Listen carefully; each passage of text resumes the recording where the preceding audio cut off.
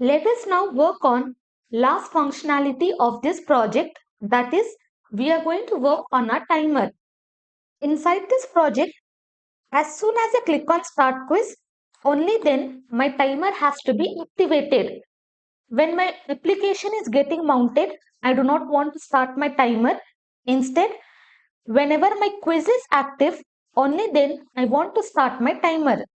So this timer is present inside this quiz main component, and here we are having our timer component. Now inside this, again here I will be using use effect. Why use effect? Because whenever this component is getting mounted, I just want to start my timer, and this use effect is imported from React library. Inside this, I will be passing this callback function, and second, I will be passing this dependency. And why this use effect we are not using inside app.js? Because this app.js will be started as soon as entire application is mounted. But what I want, my timer should be started only when my quiz is active. So that is the reason I have given this use effect inside this timer. Now I will come to app.js, and each and every time we are just going to decrease the timer. We are going to create last piece of state, that is remaining time, and initial value I will give it as 5. Later on we are going to calculate this value, but as of now I have given 5. Now this remaining time has to be displayed inside timer.js. So I will copy, and this timer is present inside this quiz main component.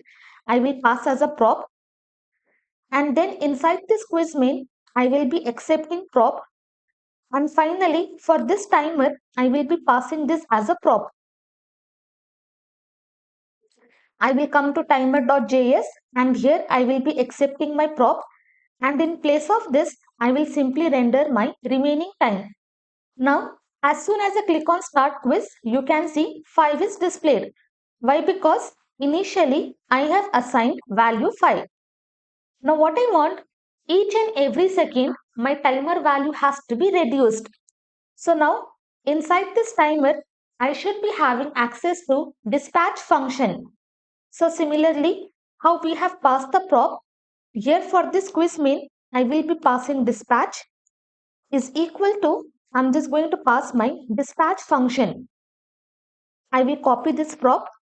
Inside this quiz main I will accept the prop. Then this prop I will be passing it here, and finally I'm just going to pass my dispatch value. After that, in timer.js I will accept the prop. Now what I want to do, after every 1 second I just want to decrease my timer. So here we are going to use our set interval function, and I believe in JavaScript you have already used this set interval function, and inside this I will be giving 1000 millisecond, which means after every 1 second I just want to run my timer. Now here I have written hello. Come here, restart my application. Now you can see inside console my timer has not started, but as soon as I click on start quiz, just focus, my timer will be started and I will be having this hello. So only once my application is active, I just want to start my timer. Only when my quiz is active, I just want to start my timer. If I load the application, I do not want to start the timer.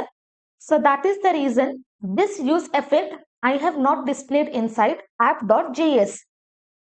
Now, in place of this console, what I want to do, after every 1 second, I just want to dispatch my action. So here I will write dispatch. Inside this, I'm just going to pass my action. Action I will give as timer. Now I'm going to copy, save it, come here, click on this. Again, successfully I am able to display file. But as soon as this action is triggered after every 1 second, inside app.js, inside reducer, I will be adding new case. So after every second, what I have to do, I just have to decrease my timer. Here I will write return. I'm just going to copy my entire state. I do not want to change anything. Instead, I will only give remaining time. I will access this remaining time from state.remaining time, and after that I just have to decrease the value by 1. Save it. Come here, click on this. You can see each and every time my value is getting decreased by 1 and my component is getting rendered. If you see inside this components, let me come here inside app.js. Each and every time my remaining time value will be decreased, and it is very fast because we are inside our development server, but inside production it will not be happening. It is not going to decrease 2 times, but as we are in development server we are having this result, but successfully we are able to decrease the time. But now let me show you what happens. I will click on the start quiz. My timer has started. Okay, my timer is going on. Now here inside this, I'm just going to give my status as finished. Hit enter. Now my quiz has completed. But again, as soon as I click on restart quiz and start the quiz, you can see my timer has already started. It was 3, it was not 5. So what we have to do, each and every time we are going to get ID from this set interval. So we are going to perform cleanup activity. So here for this set interval, I will give the value ID, and here below this set interval, I'm just going to perform my cleanup action. Here I will write return. What I want to return? I just want to return the function where I just want to clear my interval. Inside this, I will be passing ID. Okay, in vanilla JavaScript, you would have already seen how to clean the timers and how to work with this set interval and clear interval. So using this, what we are doing, again when we are starting the quiz, this set interval will be returning the unique ID. So that is the reason using this clear function, we are just cancelling that previous timer. So this is very important whenever you are working with timers. Now I'll come here, refresh this, click on start quiz. Now I am having 5. I will just change my status. I will give here finished. Hit enter, restart quiz. Now you can see I am having 5, and after that successfully it will be updated. And now if you see, and each and every time my value is getting decreased by 1. But now the problem is, if you are working in larger application, then using this kind of logic would be terrible. Why? Because whenever our parent component is getting rendered, all of the child components will also be rendered.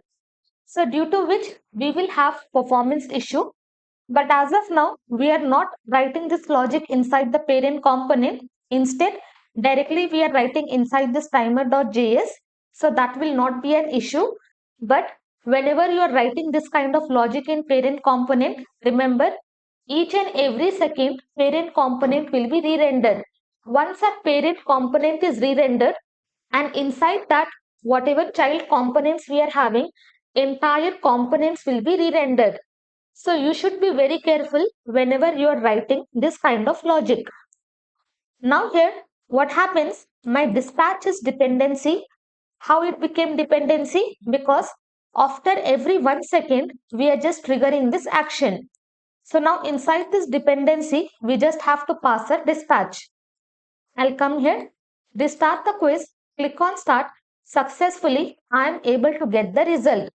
But now I do not want to display this number. Instead, I want to display minute and second, as well as I have to calculate the time based on the number of questions given. So imagine for each and every question we are having 20 seconds. So I have to calculate that timing, and for each and every question I have to give 20 seconds, and total timing has to be displayed here in the form of minutes and seconds. So now I will come here inside this app.js. By default, my timer will not be started. Instead of 5, here I will be writing null. And I have already mentioned whenever our quiz is active, we have to start a timer. So here I will come down. So here we are having this active status. As soon as I click on start, my status will be activated, and after that I have to start my timer as well. Here I will be writing remaining time. Now inside this, first I will get access to my number of question. So from this state, I will access my quiz question, which is having entire array of object. And from this, I just want to calculate the length. So here I will write length. So this will be giving me 10. Now what I will do, for each and every question, I just want to give 20 seconds. So I will just pass it 20. So 10 into 20, I will have the result as 200. Okay, what we have done, initially our timer will not be started. So I have assigned the value null. And when our timer has to be started, once our status is active, only then we have to start a timer.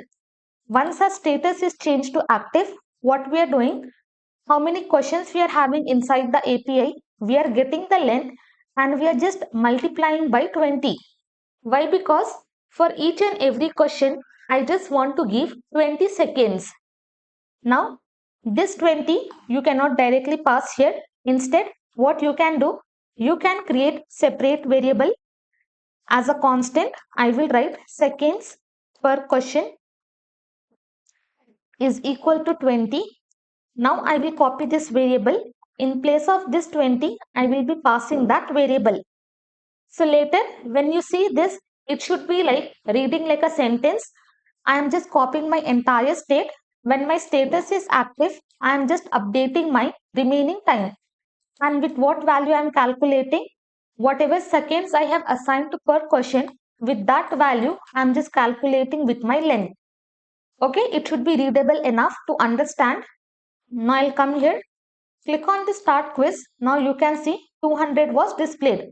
Why? Because this state.quiz question will be returning me entire array of object. From that array, I am finding the length. So this is going to return me 10. So 10 into 20, 200 was displayed. Now I have to calculate and I have to display the timing in proper format. So here inside this timer.js, I will be calculating minutes and seconds. Below this, I will be writing const. Here I will write minutes is equal to, here I am going to write whatever remaining time I am having, I just want to divide by 60. So this is going to give me remaining time and it will be in decimal point. So this entire value I'm just going to wrap inside this math floor function. Okay, similar to this, I will be calculating seconds. But for seconds, let us write, here I will be writing math.floor. Inside this remaining time, I'm just going to do modulus of 60. Using this, I will be getting quotient as my remainder, that is nothing but minute. And using this, I will be getting my remainder as my result. So that is nothing but my seconds. So using this two calculation, I have calculated my minutes and seconds from this remaining time. Now I'll copy this. In place of this remaining time, I will be pasting minutes. Here I will be giving colon and then I will be pasting seconds.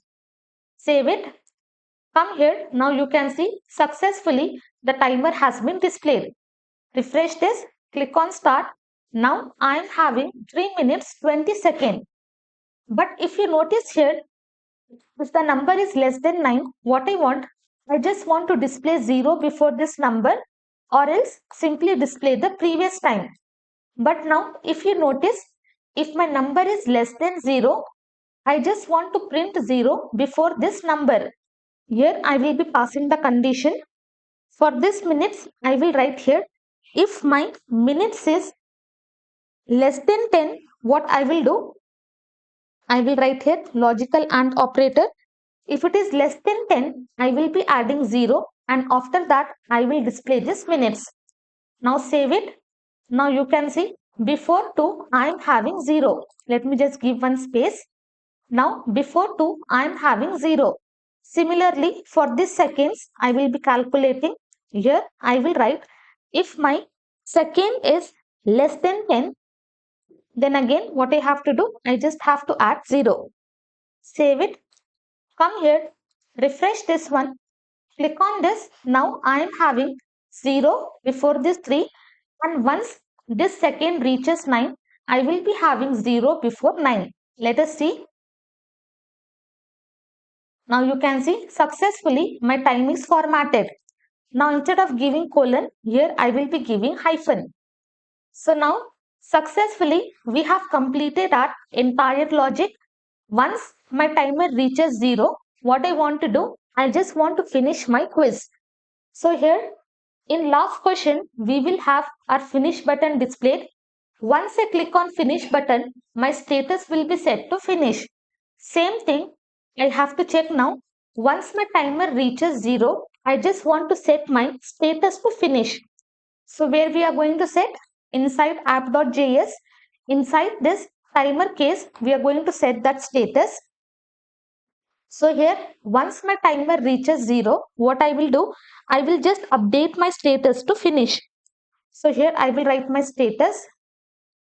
Then I will access my remaining time. And this remaining time, if it is equal to 0, then I will set my status to finished. Else, what I want to do, I just want to return the default status. Whatever current status I am having, I just want to return that status.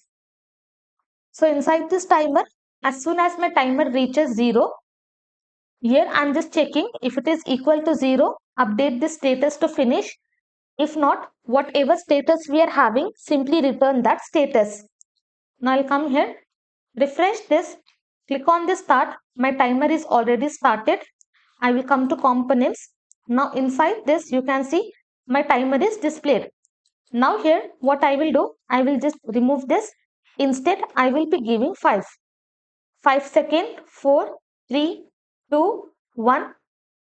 As soon as it reaches 0, successfully my status is updated to finish, and whatever values or whatever operations we have done, successfully entire thing is been set. You can see once our status is finished, we are calculating high score, we are returning entire state, so entire thing will be same. Again I will restart the quiz. Here number of questions will be displayed. Start the quiz. Quiz component is displayed. I am having all the options which are fetched from the API. Progress bar is displayed. Question is displayed. Points are displayed as well as timing is displayed. I will select the answer. Now you can see as soon as I click on answer, only then I will be having this next button. Now if I try to click on this option, it will not be possible. Why? Because we have disabled entire thing. Now I am inside third question, so 3 will be displayed, and accordingly my progress bar will be changed. And here whatever points I have got, that will be displayed, and total number of points will be displayed. And accordingly my timer will be running. Again I will click on next, click on front end, click on next. Here I will just select state, click on next, use effect, click on next, crops, click on next, export, click on next, 3000, next, finally use state. So in total I have scored 70 out of 70, and I am inside 10th question. My timer is still running and we are still having 2 minutes of time. I will click on finish. We have redirected successfully. I have got 70 out of 70 and I have scored 100%. So whatever emoji and message we have given, that message will be displayed and my high score will be 70 points. Again, I can restart the quiz. I can click on this start. Again, my quiz will be started. Accordingly, my values will be calculated and my high score will be set. So this is the entire project to master use reducer hook. I hope you enjoyed this project and you had lot of fun while creating this project. If you're having any doubt, you can ask your doubt so that I can help you in clarifying your doubt. Thank you so much for watching till here. Stay tuned for more projects.